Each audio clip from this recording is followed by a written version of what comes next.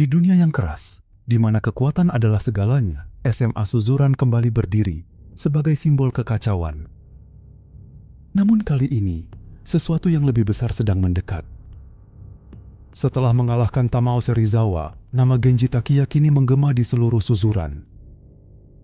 Ia hampir mencapai puncak, hampir menjadi penguasa. Namun, Suzuran tidak pernah punya raja. Dan Genji masih belum benar-benar menaklukkan semuanya. Di balik ketenangan yang rapuh, ada bayangan masa lalu yang perlahan bangkit. Sebuah sekolah lain yang selama ini menjadi rival abadi Suzuran, Hosen. Sekolah yang dikenal bukan karena kekacauan, tapi karena kekuatan yang terorganisir. Jika Suzuran adalah singa liar, maka Hosen adalah pasukan perang. Dan di puncak Hosen, berdiri seorang pemimpin dingin dan kejam, Narumi Taiga. Ia bukan hanya petarung kuat, ia adalah pemimpin yang tahu cara menghancurkan lawan dari dalam. Namun konflik ini bukan sekadar persaingan. Ini adalah dendam lama. Dulu, terjadi pertempuran besar antara Suzuran dan Hosen yang berakhir tragis dengan kematian seorang siswa. Sejak saat itu, permusuhan ini membeku, menunggu waktu untuk meledak kembali. Dan sekarang, waktu itu telah tiba. Hosen mulai bergerak. Mereka menyerang secara perlahan, mengincar siswa Suzuran satu persatu.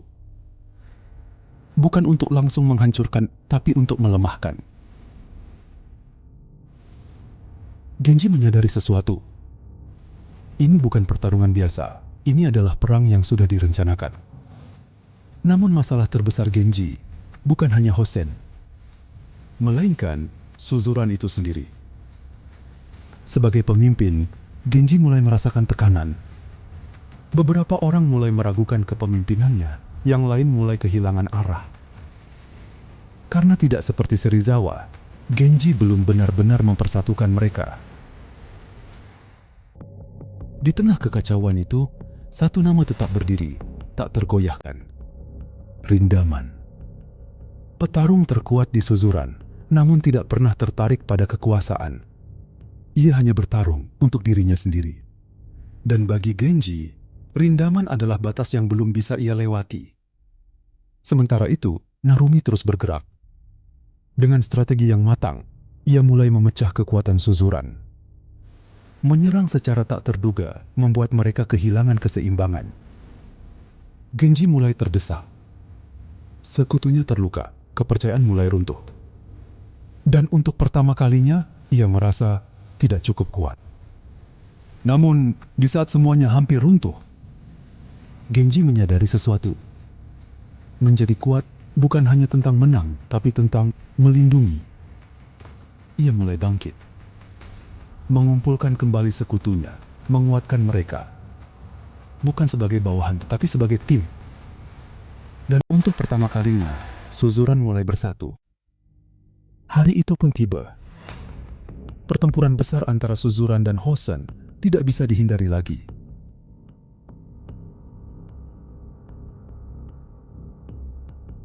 Dua kekuatan besar bertabrakan. Suzuran dengan kekuatan liar mereka, Hosen dengan disiplin militernya.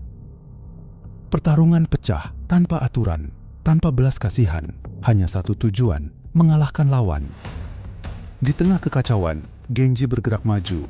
Matanya hanya tertuju pada satu orang, Narumi.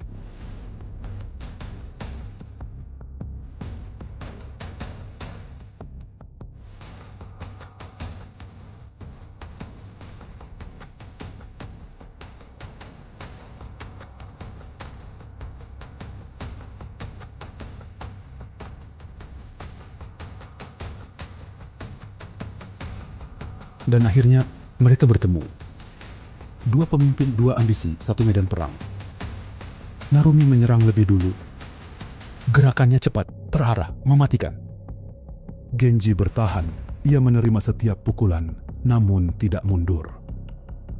Pertarungan berlangsung sengit, kekuatan versus strategi, insting versus perhitungan. Namun perlahan, Genji mulai berubah. Ia tidak lagi bertarung sendirian.